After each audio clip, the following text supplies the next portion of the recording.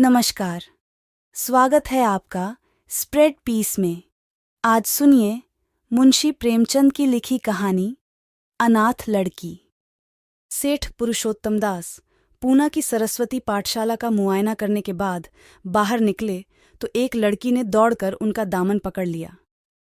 सेठ जी रुक गए और मोहब्बत से उसकी तरफ देखकर पूछा, क्या नाम है?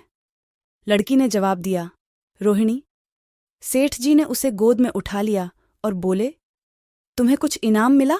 लड़की ने उनकी तरफ बच्चों जैसी गंभीरता से देखकर कहा, तुम चले जाते हो, मुझे रोना आता है, मुझे भी साथ लेते चलो। सेठ जी ने हंसकर कहा, मुझे बड़ी दूर जाना है, तुम कैसे चालोगी? रोहिणी ने प्यार से उनकी गर्दन में हाथ डाल दिए और बोली, जहाँ तुम जाओगे वहीं मैं भी चलूंगी, मैं तुम्हारी बेटी होंगी। मदरसे के अफसर ने आगे बढ़कर कहा, इसका बाप साल भर हुआ नहीं रहा, मौ कपड़े सीती है, बड़ी मुश्किल से गुजर होती है। सेठ जी के स्वभाव में करुणा बहुत थी। यह सुनकर उनकी आंखें भर आईं। उस भोली प्रार्थना में वह दर्द था जो पत्थर से दिल को पिघला सकता है। बेकसी और यतीमी को इससे ज्यादा दर्दनाक ढंग से जाहिर करना नामुमकिन था। उन्होंने सोचा, इस नन्हे से दिल में न जाने क्या अरमान होंगे, और लड़कियों अपने खिलौने दिखाकर कहती होंगी, यह मेरे बाप ने दिया है। वह अपने बाप के साथ मदरसे आती होंगी, उसके साथ मेलों में जाती होंगी और उनकी दिलचस्पियों का जिक्र करती होंगी। यह सब बातें सुन सुनकर इस भोली लड़की को भी ख्वाहिश होती होगी कि मेरे बाप होता। मौ की मोहब्बत में गहराई और आत्मिकता होती है जिसे बच्चे समझ नहीं सकते। बाप की मोहब्बत में खुशी और चाव होता है जिसे बच्चे खूब समझते हैं। सेठ जी ने रोहिणी को प्यार से गले लगा लिया और बोले, अच्छा, मैं तुम्हें अपनी बेटी बनाऊंगा, लेकिन खूब जी लगाकर पढ़ना। अब छुट्टी का वक्त आ गया है, मेरे साथ आओ, तुम्हारे घर पहुंचा दूं। यह कहकर उन्होंने रोहिणी को अपनी मोटर कार में बिठा लिया। रोहिणी ने बड़े इत्मीनान और गर्व से अपनी सहेलियों की तरफ देखा। उसकी बड़ी बड़ी आंखें खुशी से चमक रही थीं और चेहरा चौंदनी रात की तरह खिला हुआ था। सेठ ने रोहिणी को बाजार की खूब सैर कराई और कुछ उसकी पसंद से, कुछ अपनी पसंद से बहुत सी चीजें खरीदीं। यहाँ तक कि रोहिणी बातें करते करते कुछ थक सी गई और खामोश हो गई। उसने इतनी चीजें देखीं और इतनी बातें सुनी कि उसका जी भर गया। शाम होते होते रोहिणी के घर पहुंचे और मोटर कार से उतरकर रोहिणी को अब कुछ आराम मिला। दरवाजा बंद था। उसकी मौ किसी ग्राहक के घर कपड़े देने गई थी। रोहिणी ने अपने तोहफों को उलटना पलटना शुरू किया। खूबसूरत रबड़ के खिलौने, चीनी की गुड़िया जरा दबाने से छू छू करने लगतीं और रोहिणी यह प्यारा संगीत सुनकर फूली न समाती थी। रेशमी कपड़े और रंग बिरंगी साड़ियों की कई बंडल थे, लेकिन मखमली बूटे की गुलकारियों ने उसे खूब लुभाया था। उसे उन चीज़ों के पाने की जितनी खुशी थी, उससे ज्यादा उन्हें अपनी सहेलियों को दिखाने की बेचैनी थी। सुंदरी के जूते अच्छे सही, लेकिन उनमें ऐसे फूल कहूँ हैं, ऐसी गुड़िया उसने कभी देखी भी न होंगी। इन ख्यालों से उसके दिल में उमंग भर आई और वह अपनी मोहिनी आवाज में एक गीत गाने लगी। सेठ जी दरवाजे पर खड़े इन पवित्र दृश्य का हार्दिक आनंद उठा रहे थे। इतने में रोहिणी की मौ रुक्मिणी कपड़ों की एक पोटली लिए हुए आती दिखाई दी। रोहिणी ने खुशी से पागल होकर एक छल्लूंग भरी और उसके पैरों से लिपट गई। रुक्मिणी का चेहरा पीला था, आंखों में हसरत और बेकसी छिपी हुई थी। गुप्त चिंता का सजीव चित्र मालूम होती थी, जिसके लिए जिंदगी में कोई सहारा नहीं। मगर रोहिणी को जब उसने गोद में उठाकर प्यार से चूमा, जरा देर के लिए उसकी आंखों में उम्मीद और जिंदगी की झलक दिखाई दी। मुरझाया हुआ फूल खिल गया। बोली, आज तू इतनी देर तक कहूं रही? मैं तुझे ढूंढने पाठशाला गई थी। रोहिणी ने हुमक्कर कहा, मैं मोटर कार पर बैठकर बाजार गई थी, वहां से बहुत अच्छी अच्छी चीजें लाई हूं। वह देखो कौन खड़ा है। मौ ने सेठ जी की तरफ ताका और लजाकर सिर झुका लिया।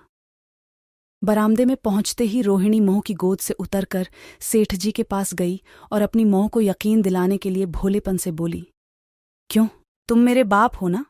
सेठ जी ने उसे प्यार करके कहा। हो, तुम मेरी प्यारी बेटी हो। रोहिणी ने उनसे मुंह की तरफ याचना भरी आंखों से देखकर कहा। अब तुम रोज यहीं रहा करोगे? सेठ जी ने उसके बाल सुलझाकर जवाब दिया। मैं यहूं रहूंगा तो काम कौन करेगा? मैं कभी कभी तुम्हें देखने आया करूंगा, लेकिन वहां से तुम्हारे लिए अच्छी अच्छी चीजें भेजूंगा। रोहिणी कुछ उदास सी हो गई। इतने में उसकी माँ ने मकान का दरवाज़ा खोला और बड़ी फुर्ती से मैले बिछावन और फटे हुए कपड़े समेटकर कोने में डाल दिए कि कहीं सेठ जी की निगाह उन पर न पड़ जाए। यह स्वाभिमान स्त्रियों की खास अपनी चीज है। रुक्मिणी अब इस सोच में पड़ी थी कि मैं इनकी क्या खातिर तवाज़ो करूं। उसने सेठ जी का नाम सुना था। उसका पति हमेशा उनकी बड़ाई किया करता था। वह उनकी दया और उदारता की चर्चाएं अनेकों बार सुन चुकी थी। वह उन्हें अपने मन का देवता समझा करती थी। उसे क्या उम्मीद थी कि कभी उसका घर भी उसके कदमों से रोशन होगा, लेकिन आज जब वह शुभ दिन संयोग से आया तो वह इस काबिल भी नहीं कि उन्हें बैठने के लिए एक मोढ़ा दे सके। घर में पान और इलायची भी नहीं। वह अपने आंसुओं को किसी तरह न रोक सकी। आखिर जब अंधेरा हो गया और पास के ठाकुर द्वारे से घंटों और नगाड़ों की आवाजें आने लगीं, तो उन्होंने जरा ऊंची आवाज में कहा, बाई जी, अब मैं जाता हूं। मुझे अभी यहां बहुत काम करना है। मेरी रोहिणी को कोई तकलीफ न हो। मुझे जब मौका मिलेगा उसे देखने आऊंगा।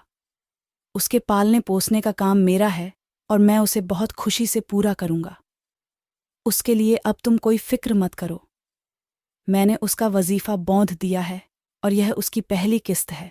यह कहकर उन्होंने अपना खूबसूरत बटुआ निकाला और रुक्मिणी के सामने रख दिया। गरीब औरत की आंखें में आंसू जारी थे। उसका जी बरबस चाहता था कि उसके पैरों को पकड़कर खूब रोए। आज बहुत दिनों के बाद एक सच्चे हमदर्द की आवाज उसके मन में आई थी। जब सेठ जी चले तो उसने दोनों हाथों से प्रणाम किया। उसके हृदय की गहराइयों से प्रार्थना निकली, आपने एक बेबस पर दया की है। ईश्वर आपको इसका बदला दे। दूसरे दिन रोहिणी पाठशाला गई तो उसकी बोंकी सज धज आंखों में खूबी जाती थी। उस्तानियों ने उसे बारी बारी प्यार किया और उसकी सहेलियों उसकी एक एक चीज को आश्चर्य से देखती और ललचाती थी। अच्छे कपड़ों से कुछ स्वाभिमान का अनुभव होता है। आज रोहिणी वह गरीब लड़की न रही जो दूसरों की तरफ विवश नेत्रों से देखा करती थी। आज उसकी एक एक क्रिया से शैशवोचित गर्व और चंचलता टपकती थी और उसकी जबान एकदम के लिए भी न रुकती थी। कभी मोटर की तेजी का जिक्र था, कभी बाजार की दिलचस्पियों का बयान, कभी अपनी गुड़ियों के कुशल मंगल की चर्चा थी और कभी अपने बाप की मोहब्बत की दास्तान। दिल था कि उमंगों से भरा हुआ था। 1 महीने बाद सेठ पुरुषोत्तम दास ने रोहिणी के लिए फिर तोहफे और रुपये रवाना किए। बेचारी विधवा को उनकी कृपा से जीविका की चिंता से छुट्टी मिली। वह भी रोहिणी के साथ पाठशाला आती और दोनों मौ बेटियों एक ही दर्जे के साथ साथ पढ़तीं। लेकिन रोहिणी का नंबर हमेशा मौ से अव्वल रहा। सेठ जी जब पूना की तरफ से निकलते तो रोहिणी को देखने जरूर आते और उनका आगमन उसकी प्रसन्नता और मनोरंजन के लिए महीनों का सामान इकट्ठा कर देता। इसी तरह कई साल गुजर गए और रोहिणी ने जवानी के सुहाने हरे भरे मैदान में पैर रखा, जबकि बचपन की भोली भाली अदाओं में एक खास मतलब और इरादों का दखल हो जाता है। रोहिणी अब आंतरिक और बाह्य सौंदर्य में अपनी पाठशाला की नाक थी। हाव भाव में आकर्षक गंभीरता, बातों में गीत का सा खिंचाव और गीत का सा आत्मिक रस था। कपड़ों में रंगीन सादगी, आंखों में लाज संकोच, विचारों में पवित्रता। जवानी थी मगर घमंड और बनावट और चंचलता से मुक्त। उसमें एक एकाग्रता थी, ऊंचे इरादों से पैदा होती है। स्त्रियोचित उत्कर्ष की मंजिलें वह धीरे धीरे तय करती चली जाती थीं। सेठ जी के बड़े बेटे नरोत्तम दास कई साल तक अमेरिका और जर्मनी की यूनिवर्सिटियों की खाक छानने के बाद इंजीनियरिंग विभाग में कमाल हासिल करके वापस आए थे। अमेरिका के सबसे प्रतिष्ठित कॉलेज में उन्होंने सम्मान का पद प्राप्त किया था। अमेरिका के अखबार एक हिंदुस्तानी नौजवान की इस शानदार कामयाबी पर चकित थे। उन्हीं का स्वागत करने के लिए बंबई में एक बड़ा जलसा किया गया था। इस उत्सव में शरीक होने के लिए लोग दूर दूर से आए थे। सरस्वती पाठशाला को भी निमंत्रण मिला और रोहिणी को सेठानी जी ने विशेष रूप से आमंत्रित किया। पाठशाला में हफ्तों तैयारियां हुई। रोहिणी को एकदम के लिए भी चैन न था। यह पहला मौका था कि उसने अपने लिए बहुत अच्छे अच्छे कपड़े बनवाए। रंगों के चुनाव में वह मिठास थी, काट छौट में वह फबन जिससे उसकी सुंदरता चमक उठी। सेठानी कौशल्या देवी उसे लेने के लिए रेलवे स्टेशन पर मौजूद थीं। रोहिणी गाड़ी से उतरते ही उनके पैरों की तरफ झुकी, लेकिन उन्होंने उसे छाती से लगा लिया और इस तरह प्यार किया कि जैसे वह उनकी बेटी है। वह उसे बार बार देखती थीं और आंखों से गर्व और प्रेम टपक पड़ता था। इस जलसे के लिए ठीक समुंदर के किनारे एक हरे भरे सुहाने मैदान में एक लंबा चौड़ा शामियाना लगाया गया था। एक तरफ आदमियों का समुद्र उमड़ा हुआ था, दूसरी तरफ समुद्र की लहरें उमड़ रही थीं, गोया वह भी इस खुशी में शरीक थीं। जब उपस्थित लोगों ने रोहिणी बाई के आने की खबर सुनी तो हजारों आदमी उसे देखने के लिए खड़े हो गए। यही तो वह लड़की है जिसने अब की शास्त्री की परीक्षा पास की है। जरा उसके दर्शन करने चाहिए। अब भी इस देश की स्त्रियों में ऐसे रत्न मौजूद हैं। भोले भाले देश प्रेमियों में इस तरह की बातें होने लगीं। शहर की कई प्रतिष्ठित महिलाओं ने आकर रोहिणी को गले लगाया और आपस में उसके सौंदर्य और उसके कपड़ों की चर्चा होने लगी। आखिर मिस्टर पुरुषोत्तम दास तशरीफ लाए। हालांकि वह बड़ा शिष्ट और गंभीर उत्सव था, लेकिन उस वक्त दर्शन की उत्कंठा पागलपन की हद तक जा पहुंची थी। एक भगदड़ सी मच गई। कुर्सियों की कतारें गड़बड़ हो गईं। कोई कुर्सी पर खड़ा हुआ, कोई उसके हथों पर। कुछ मनचले लोगों ने शामियाने की रस्सियों पकड़ी और उन पर जा लटके। कई मिनट तक यही तूफान मचा रहा। कहीं कुर्सियां टूटीं, कहीं कुर्सियों उलटीं। कोई किसी के ऊपर गिरा, कोई नीचे। ज्यादा तेज लोगों में धौल धप्पा होने लगा। तब बीन की सुहानी आवाजें आने लगीं। रोहिणी ने अपनी मंडली के साथ देश प्रेम में डूबा हुआ गीत शुरू किया। सारे उपस्थित लोग बिल्कुल शांत थे और उस समय वह सुरीला राग, उसकी कोमलता और स्वच्छता, उसकी प्रभावशाली मधुरता, उसकी उत्साह भरी वाणी दिलों पर वह नशा सा पैदा कर रही थी जिससे प्रेम की लहरें उठती हैं, जो दिल से बुराइयों को मिटाता है और उससे जिंदगी की हमेशा याद रहने वाली यादगारें पैदा हो जाती हैं। गीत बंद होने पर तारीफ की एक आवाज न आई, वहीं ताने कानों में अब तक गूंज रही थीं। गाने के बाद विभिन्न संस्थाओं की तरफ से अभिनंदन पेश हुए और तब नरोत्तम दास लोगों को धन्यवाद देने के लिए खड़े हुए। लेकिन उनके भाषण से लोगों को थोड़ी निराशा हुई।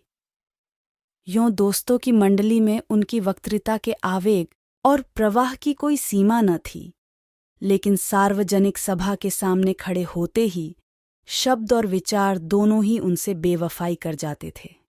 उन्होंने बड़ी बड़ी मुश्किल से धन्यवाद के कुछ शब्द कहे और तब अपनी योग्यता की लज्जित स्वीकृति के साथ अपनी जगह पर आ बैठे।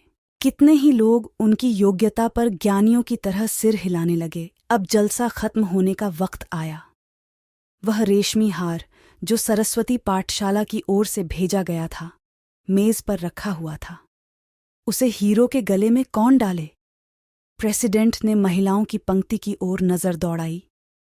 चुनने वाली आंख रोहिणी पर पड़ी और ठहर गई। उसकी छाती धड़कने लगी। लेकिन उत्सव के सभापति के आदेश का पालन आवश्यक था। वह सर झुकाए हुए मेज के पास आई और कौंपते हाथों से हार को उठा लिया। एक क्षण के लिए दोनों की आंखें मिलीं और रोहिणी ने नरोत्तम दास के गले में हार डाल दिया। दूसरे दिन सरस्वती पाठशाला के मेहमान विदा हुए, लेकिन कौशल्या देवी ने रोहिणी को न जाने दिया। बोली, अभी तुम्हें देखने से जी नहीं भरा। तुम्हें यहाँ 1 हफ्ता रहना होगा। आखिर मैं भी तो तुम्हारी मौं हूं। एक मौं से इतना प्यार और दूसरी मौं से इतना अलगाव। रोहिणी कुछ जवाब न दे सकी। यह सारा हफ्ता कौशल्या देवी ने उसकी विदाई की तैयारियों में खर्च किया। 7वें दिन उसे विदा करने के लिए स्टेशन तक आईं। चलते वक्त उससे गले मिलीं और बहुत कोशिश करने पर भी आंसुओं को न रोक सकीं। नरोत्तम दास भी आए थे। उनका चेहरा उदास था। कौशल्या ने उनकी तरफ सहानुभूतिपूर्ण आंखों से देखकर कहा, मुझे यह तो ख्याल ही न रहा। रोहिणी, क्या यहां से पूना तक अकेली जाएगी? क्या हर्ज है, तुम ही चले जाओ। शाम की गाड़ी से लौट आना। नरोत्तम दास के चेहरे पर खुशी की लहर दौड़ गई, जो इन शब्दों में न छिप सकी। अच्छा, मैं ही चला जाऊंगा। वह इस फिक्र में थे कि देखें विदाई की बातचीत का मौका भी मिलता है या नहीं। अब वह खूब जी भरकर अपना दर्द दिल सुनाएंगे और मुमकिन हुआ तो उस लाज संकोच को, जो उदासीनता के पर्दे में छिपी हुई है, मिटा देंगे। रुक्मिणी को अब रोहिणी की शादी की फिक्र पैदा हुई। पड़ोस की औरतों में इसकी चर्चा होने लगी थी। लड़की इतनी सयानी हो गई है, अब क्या बुढ़ापे में ब्याह होगा? कई जगह से बात आई। उनमें कुछ बड़े प्रतिष्ठित घराने थे, लेकिन जब रुक्मिणी उन पैमानों को सेठ जी के पास भेजती तो वे यही जवाब देते कि मैं खुद फिक्र में हूं। रुक्मिणी को उनकी यह टाल मटोल बुरी मालूम होती थी। रोहिणी को बंबई से लौटे महीना भर हो चुका था। एक दिन वह पाठशाला से लौटी तो उसे अम्मा की चारपाई पर एक खत पड़ा हुआ मिला। रोहिणी पढ़ने लगी। लिखा था, बहन, जब से मैंने तुम्हारी लड़की को बंबई में देखा है, मैं उस पर रींझ गई हूं। अब उसके बगैर मुझे चैन नहीं है। क्या मेरा ऐसा भाग्य होगा कि वह मेरी बहू बन सके? मैं गरीब हूं, लेकिन मैंने सेठ जी को राजी कर लिया है। तुम भी मेरी यह विनती कबूल करो। मैं तुम्हारी लड़की को चाहे फूलों की सेज पर न सुला सकूं, लेकिन इस घर का एक एक आदमी उसे आंखों की पुतली बनाकर रखेगा। अब रहा लड़का। मौं के मुंह से लड़के का बखान कुछ अच्छा नहीं मालूम होता, लेकिन यह कह सकती हूं कि परमात्मा ने यह जोड़ी अपनी हाथों बनाई है। सूरत में, स्वभाव में, विद्या में, हर दृष्टि से वह रोहिणी के योग्य है। तुम जैसे चाहे अपना इत्मीनान कर सकती हो। जवाब जल्द देना, और ज्यादा क्या लिखूं? नीचे थोड़े से शब्दों में सेठ जी ने उस पैगाम की सिफारिश की थी। रोहिणी गालों पर हाथ रखकर सोचने लगी। नरोत्तम दास की तस्वीर उसकी आंखों के सामने आ खड़ी हुई। उनकी वह प्रेम की बातें, जिनका सिलसिला बंबई से पूना तक नहीं टूटा था, कानों में गूंजने लगीं। उसने एक ठंडी सांस ली और उदास होकर चारपाई पर लेट गई। सरस्वती पाठशाला में एक बार फिर सजावट और सफाई के दृश्य दिखाई दे रहे हैं। आज रोहिणी की शादी का शुभ दिन। शाम का वक्त, बसंत का सुहाना मौसम। पाठशाला के दारो दीवार मुस्करा रहे हैं और हरा भरा बगीचा फूला नहीं समाता। चंद्रमा अपनी बारात लेकर पूरब की तरफ से निकला। उसी वक्त मंगलाचरण का सुहाना राग उस रूपहली चौदनी और हल्के हल्के हवा के झोंकों में लहरें मारने लगा। दूल्हा आया। उसे देखते ही लोग हैरत में आ गए। यह नरोत्तम दास थे। दूल्हा मंडप के नीचे गया। रोहिणी की मौं अपने को रोक न सकी। उसी वक्त जाकर सेठ जी के पैर पर गिर पड़ी। रोहिणी की आंखों से प्रेम और आंदत के आंसू बहने लगे। मंडप के नीचे हवन कुंड बना था। हवन शुरू हुआ। खुशबू की लपेटें हवा में उठीं और सारा मैदान महक गया। लोगों के दिलो दिमाग में ताजगी की उमंग पैदा हुई। फिर संस्कार की बारी आई। दूल्हा और दुल्हन ने आपस में हमदर्दी, जिम्मेदारी और वफादारी के पवित्र शब्द अपनी जबानों से कहे। विवाह की वह मुबारक जंजीर गले में पड़ी, जिसमें वजन है, सख्ती है, पाबंदियों हैं, लेकिन वजन के साथ सुख और पाबंदियों के साथ विश्वास है। दोनों दिलों में उस वक्त एक नई, बलवान, आत्मिक शक्ति की अनुभूति हो रही थी। जब शादी की रस्में खत्म हो गईं, तो नाच गाने की मजलिस का दौर आया। मोहक गीत गूंजने लगे। सेठ जी थक कर चूर हो गए थे।